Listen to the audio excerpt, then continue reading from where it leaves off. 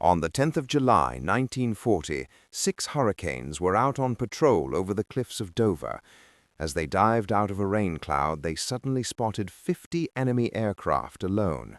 In those days, the odds were always rather high against us. The Hurricanes immediately turned into attack. No one, I think, that day knew that the Battle of Britain had started. I was a fighter pilot in that historic and unprecedented battle.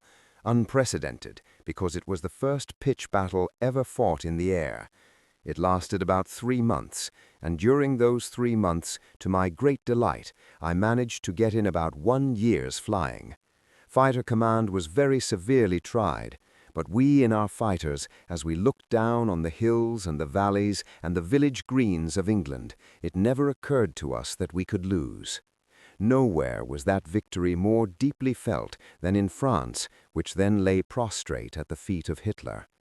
This week marks the 50th anniversary of the Royal Air Force, and in the program that you are about to see, the French salute the victory, which, in that summer of 1940, was won in the skies over England. July 1940. Beneath the summer skies, the war is bright and joyful for the conquerors of Europe. In Berlin, the German people are wild with delight. Hitler had promised them great victories, and he has kept his word. France has collapsed after 6 weeks of bitter fighting, and now the German troops stand guard over most of Europe. All that stands between Hitler and the dictatorship of Europe is the defeat of Britain, an island which now stands alone against the mightiest military machine the world has ever seen. The Germans believe that the conquest of England, their final victory, is now only a question of time. Across the Channel, the voice of Churchill rings out to give comfort to the people under German occupation. Hitler, a victory, to be a trapper. We shall defend our island, and with the British Empire around us, we shall fight on, unconquerable, until the curse of Hitler is lifted from the brows of men. Hermann Göring, Commander-in-Chief of the Luftwaffe. Göring, the Nazi who has said 2 and 2 make 5 if that's what the Führer wants. These airmen are bonded together by divine reverence for their leader. There is no lack of pilots. For a long time they have been trained in the Hitler Youth Movement. They have flexed their muscles in the Spanish Civil War. They have played a vital role in the conquest of Poland and France. They have a saying among themselves that they are as tough as Krupp steel. The best airmen have been assigned to the bomber squadrons. They are the elites of the German armed forces. They have their own song of battle. We fly northwest for England's coasts to rend its guard asunder. July 1940. The British refuse to recognize defeat, even though it stares them in the face. In the West, Europe is crushed and dazed. In the East, Hitler has signed a pact with Stalin. Britain stands alone, almost defenseless. Göring tours his aircraft factories and is acclaimed by his workers. At the age of 47, he is a monster of 20 stone. After Hitler, he is the most popular personality of the Third Reich. The German aircraft industry builds the best design aircraft of the time, and they come off the assembly line in their hundreds. The Junkers 88, the fastest bomber in the world, the Heinkel and the Dornier, each can carry more than 2,000 pounds of bombs. The Messerschmitt 109 with a speed of 370 miles an hour, the sinister Stuka equipped with a screaming siren to create terror. 3,000 aircraft are assembled along the French coast facing England. Lord Beaverbrook is appointed by Churchill as Minister of Aircraft Production. Beaverbrook, a rugged Canadian, orders fighters, and more fighters to defend and save the British Empire. As our necessities are so very great that we must have more. The people in the streets organize collections to provide planes for the Royal Air Force, and everyone makes a contribution, however small. "Give us your aluminium," says Beaverbrook. "We will turn your pots and pans into Spitfires and Hurricanes." All metal has a new value, and even the iron railings of Hyde Park are torn up. Göring boasts that his aircraft are superior to any other in the world. The Spitfire is Britain's answer. Churchill knows that on the airfields guarding London and the south of England, he has only 200 aircraft fit for battle, and only a third of them are Spitfires. Altogether, Fighter Command has 600 fighters for the defense of Britain. The Germans have assembled 3 air fleets and 3,000 aircraft. 1 against 5. These are the alarming figures which face the men of Fighter Command. Their headquarters are near London, at Bentley Priory, in a small mansion which Lord Nelson gave to Lady Hamilton before his death at Trafalgar. Air Chief Marshal Dowding is head of Fighter Command. He is an elderly gentleman, the son of a clergyman, strict and austere, an obstinate Scot. For 4 years he has fought all opposition to build and organize Fighter Command. He has under his control 3 operational fighter groups, 10, 11, and 12. Dowding has positioned his squadrons on the aerodromes around London. London, the biggest target in the world. Now in the south of England and off the coast, facing the German airfields across the Channel, the Battle of Britain was to unfold in 3 stages. In July, the battle against the convoys in the Channel. In August, the attack on the aerodromes and radar installations. In September, the attack on London. The battle begins with attacks on convoys in the English Channel. These first battles are the baptism of fire for many of the young British pilots, and there are pitifully few of them to take on Goering's. They are about 20 years old, and during the next summer months, they will save Europe. It is the time when most of them should be on their vacation from Oxford or Cambridge. One of them, Richard Hillary, is shot down and terribly burned. He recovers only to be shot down again and killed before his death.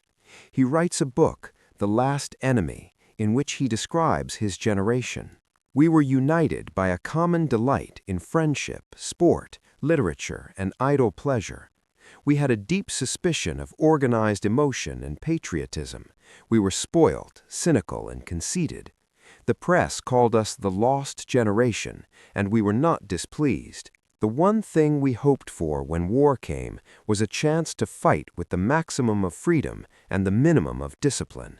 We were selfish and egotistical, without any real purpose in life. The war would give us one, in a delightfully palatable form.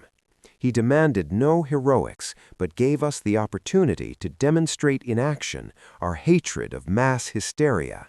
An opportunity to prove to ourselves and the world that however undisciplined we were, we could deal with the fanatical Hitler Youth. Most of us, for purely selfish reasons, were glad that the war had come. It solved all the problems of a career. As fighter pilots, we hope for a concentration of amusement, fear, and exultation, which would be impossible to experience in any other form of existence. Fighter Command constantly demands more pilots. Training is speeded up, a few sessions of ground instruction, and then into the air in dual-controlled aircraft. Men cannot be replaced as quickly as machines. The training of fighter pilots could take longer than Britain might last in the war. The young pilots experience the intoxication of flying alone above the clouds. 10 hours of solo flying, then they join operational squadrons. The rest they will have to learn in combat. These young men will suffer fatigue, depression, and fear, but they will find comfort in comradeship. One of them, a pilot who commanded a squadron during the Battle of Britain and shot down the first German plane over England, has never forgotten the men with whom he shared those grim days of war. In the crucial summer months of 1940, Group Captain Peter Townsend. I was about 24 years old. My friends, my companions, were about anything between 19 and 23, 24, but I was the oldest, and I was even what you might call a veteran, because I began my career in the Air Force in 1935. Therefore, I had had approximately 5 years of experience. The young people in my squadron, they had the most tremendous airspeed, a wonderful spirit. Some of them were really frighteningly young. They had very little experience on the service type, the Hurricane. I remember we received a draft of about 10 young men, boys some of them, even in their teens, and they had about 10 hours' experience in hurricanes, which meant that as soon as they came to my squadron, we had to get busy, fortunately with the summer long days, and we had to train them in formation, sign, in aerobatics, in air firing, and generally in maneuvering the aeroplane and getting used to it and being able to put it in flight as they wanted to. The one remaining and persistent problem is that of pilots. The Royal Air Force welcomes pilots from the Commonwealth, volunteers from America, pilots from Holland, Czechoslovakia, and all parts of Europe. It welcomes all men who wish to join the RAF in battle. 12 French pilots take part in the Battle of Britain. To start with, they are posted to Squadron 615, the Churchill Squadron. Of the 12, only 2 will survive, Colonel Lafond and Captain Para. Together, they return to their old base at Northope. They were the first of the French pilots to reach England. Today, they still have the right to wear the pilot's brieve of the Royal Air Force. We asked them to describe their life in those days, 27 years ago. We lived either in houses in the immediate vicinity of the base or behind the officers' mess in little huts which are still there today, still in use. There was never any suggestion of discipline. We were given complete freedom. We were pilots. They accepted that we were doing our job conscientiously, and they left us alone to go our own sweet way. We had only one aim in life, to hunt down the Boche. We had a deep feeling of hatred for him. We could never forget that just across the channel he was living in our country, and we were determined to kick him out. The Poles are the most numerous. 135 of their pilots are banded together to form Polish squadrons. Colonel Zumba fought in Poland and in France before he came to England. He arrived with a score of 18 planes to his credit. The first difficulty we ran into was the difficulty of the language. None of us, or almost none of us, could speak English. English lessons were organized for us, but they only lasted for about 3 days. There was so little time. We were told a few important words that were vital for pilots to know, such as turn to the left, turn to the right, go up, come down, and land, good morning, good evening. We shocked the English with our ruthless attitude towards the enemy. They couldn't understand at all why we were less sporty than they were. If it suffered badly in the early stages of the war, the German to us was a very real enemy. First, we had been thrown out of Poland, then we had been pushed out of France, so in England we felt that this was our last chance. We had to stay put and fight to the bitter end. It is early August. Goering comes to Paris, to the Luftwaffe headquarters at the Ritz. Goering, who allowed himself 5 days to finish off the English fighter command, begins to realize that it's going to take him a little longer. He plans a new offensive. The date and time is fixed, the 13th of August at 2 o'clock in the afternoon. Goering christens the day himself. He calls it their Adlertag, Eagle Day. This is to be the decisive blow. 900 bombers are in a state of alert. For the Luftwaffe, this is the day which will see the beginning of the end of Britain and her obstinate war. Goering, superbly confident as ever, makes another of his bold statements. On the 13th of August, the Royal Air Force shoots down 40 German planes. It is their first big victory. Goering's Eagle Day is not taken seriously by the young English pilots. I don't believe it meant any more to them and to myself than an enormous game, a kind of sport in which the enemy was the game. They were invading our territory. You can put an Englishman to a great deal of inconvenience. You can twist the lion's tail. But there comes a moment when he decides he's had enough. The battles in the air seem to be wild and undisciplined, but the tactics are simple and precise.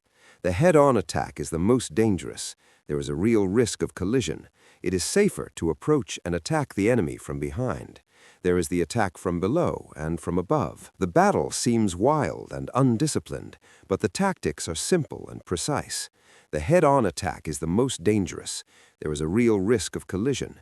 It is safer to approach and attack the enemy from behind. There is the attack from below and from above. But despite the danger and risk of collision, it is the head-on attack which is eventually found to be the most effective. The English casually watch the battles which the Germans intend to be the prelude to Operation Sea Lion, the invasion of England. Between combats there is the waiting, the cup of tea, and the sentimental songs of Vera Lynn. The English casually watch the battles which the Germans intend to be the prelude to Operation Sea Lion, the invasion of England. Between combats there is the waiting, the cup of tea, and the sentimental songs of Vera Lynn. Tomorrow, just you and see. The English casually watch the battles which the Germans intend to be the prelude to Operation Sea Lion, the invasion of England. Between combats there is the waiting, the cup of tea, and the sentimental songs of Vera Lynn. Tomorrow, just you and see. In the German camp, it's the same story. One camp could be mistaken for the other if it weren't for the fact that the songs of Zaralanda are even more romantic. In Germany, fighter pilots have become national heroes. One of them, Mulders, is romantic and reserved. He treats the war as a sport. Already he has shot down 54 planes. By a strange twist of fate, he dies, pointlessly killed in a plane accident with another pilot at the controls. Adolf Galland, the general at 30, finishes the war with 104 planes to his credit. Today he is a successful businessman.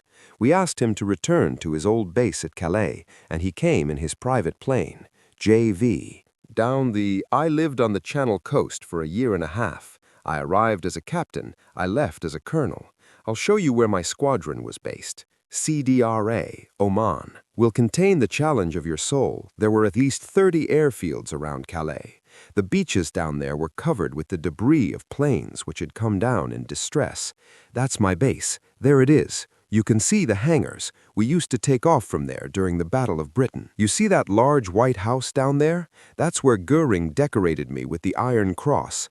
I remember when Goering accused the German fighter pilots of cowardice, I tore off the Iron Cross and hurled it at his feet. Goering accused us of abandoning the bombers. By this time, they were being massacred by the English fighters. In fact, our Messerschmitts only had fuel for an hour and a half flying, just enough to get to London and back. If we were engaged in combat with a Spitfire on our way back to base, a red warning light would light up on our instrument panel. It meant that we were running out of fuel, and at best it would mean an enforced swim in the Channel. We felt like pawns on a leaf, and before long we stopped believing in a German victory and became very bitter. Galland, an outspoken man, didn't hide his bitterness. One day when Goering asked him in an indulgent way, "What can I do for you, Galland?" he answered shortly, "Give us Spitfires, sir." The English have their own heroes, and everyone knows their names. Johnson, Deere, Milan, Botter. One of the few who will never be forgotten is Stanford Tuck. "My name's Robert Stamford Tuck. They used to call me Lucky Tuck."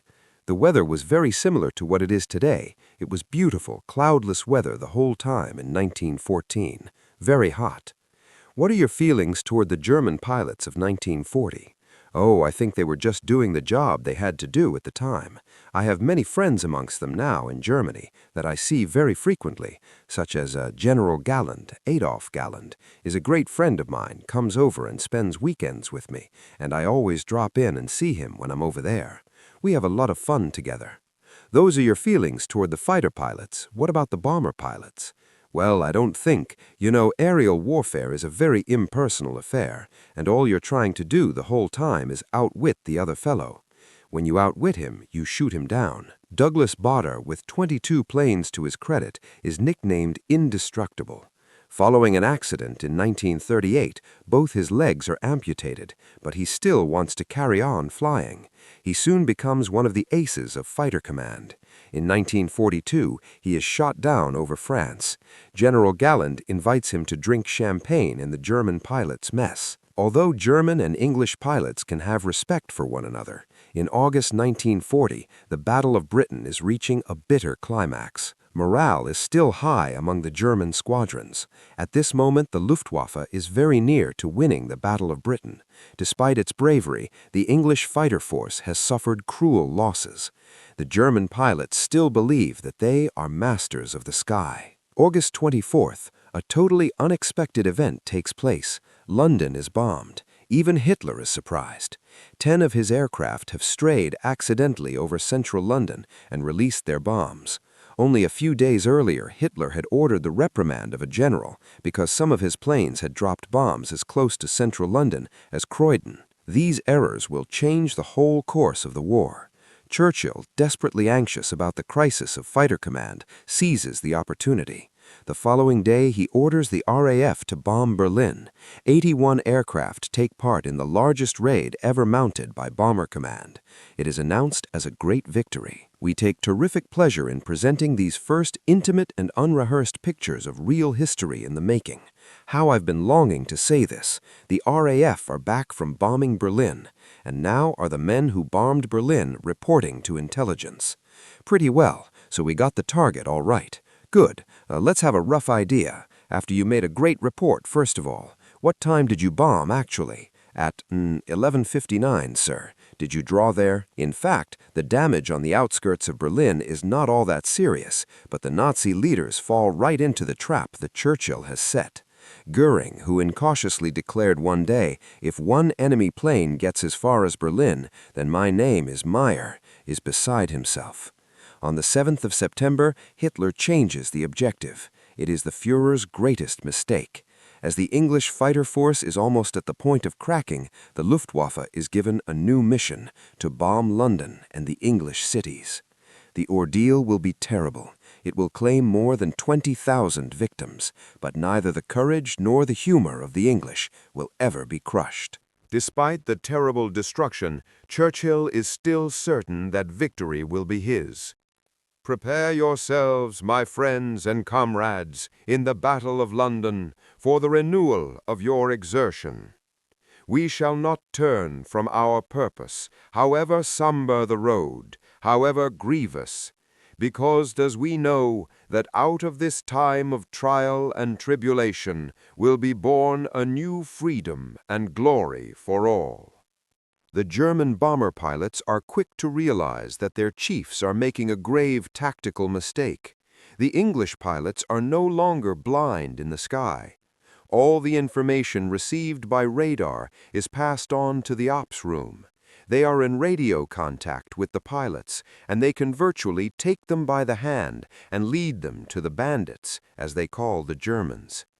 On the 15th of September, Ops Room alerts every airfield in England. Hundreds of bandits are making for London. In 2 weeks, the English Fighter Command has patched up its wounds. From fighter bases all over the country, squadrons of Hurricanes and Spitfires are ordered to take off. On this day, every one of them will be in the air for the greatest combat in the Battle of Britain. Sunday, September 15th, 1940. In the heat of battle, even the Germans realize their hopes of victory are over. One of their fighter aces, General Steinhoff, remembers that critical day. After the 15th of September, the decisive date for the Battle of Britain, we began to lose heart. In my squadron, there was a definite feeling of doom. We began to criticize our generals. We had been told that the RAF was on the point of collapse. They were given a great surprise, and we no longer believed that we were masters of the sky. Now the English announced the score as casually as though it were a cricket match. They would like to shout with joy, but after all, they are English. In 3 months of battle, the enemy has lost nearly 2,000 of his planes. It is a stunning victory for the English fighter pilots. It is at this moment that Churchill, speaking of them, declares, "Never in the field of human conflict was so much owed by so many to so few." On September 17th, Hitler announces that the invasion is postponed indefinitely. For the first time since the war began, the Germans are checked. In desperation, the Führer once again gives orders for the tactics to be changed. Goering returns to the Channel coast. This time it is not to congratulate his pilots. The Luftwaffe has failed to eliminate the Royal Air Force, and in its attempt, a quarter of its operational strength has been crushed. Daylight bombing has proved too costly. Goering hands out the new battle orders. London and the big cities of England will be bombed by night. It is the beginning of the Blitz. Hitler declares to the world that his attacks on Britain are only just beginning, but the Battle of Britain is already over. A handful of pilots and their little fighter planes have saved Britain. Early in that summer of 1940, none of them knew that an epic struggle was about to begin, and when it was over, few of them realized that they had taken part in the most decisive battle of the war. We didn't, I think, feel that this was an epoch-making battle. Our horizons were very limited. They didn't go much beyond our own particular airplane, beyond the crew who looked after it, the fitters, the riggers, the armorers, the signals personnel. Our job was to see a Seacolt and to destroy the enemy, and it was a very simple order and a very simple occupation, really. We were trained to do it, and that was our job, and I think we went about it to the best of our ability. Britain will remain forever indebted to the man who led the few to victory, Lord Dowding. Today, at the age of 83, he lives alone in the country. He has retired from public life, but he is not completely alone. He lives with his memories of the past. Memories of the young pilots who were killed in that summer of 1940. For the first time, this old man who refuses to see visitors has agreed to face the public and pay his tribute to the men he once commanded. Brave men will never admit that they've been frightened at all, and they would think that it was all a great joke for them, the whole business. But of course I know better than that, and I know what these fellows felt when day after day, week after week, they'd had to go out, and the German attacks seemed to get stronger instead of weaker. But there was never any hint of that which reached me during the battle. The lads fought magnificently. And of course, if they hadn't fought like that, if they had cracked, well, then we should have lost the battle. The planes which won the Battle of Britain also retired a long time ago. The Royal Air Force has carefully preserved one of its Spitfires. The former test pilot, Geoffrey Quill, who first flew a Spitfire in 1936, now flies it again for the last time. The battle you have just seen was one of the decisive battles of the Second World War, a war that affected the destinies of many nations the world over. The film you have just witnessed was discovered in film libraries all over the world and painstakingly edited to show you the incredible impact these individual battles had on the outcome of this most devastating of wars. The world, thanks to these films, will never forget the tremendous effort put forth by all peoples.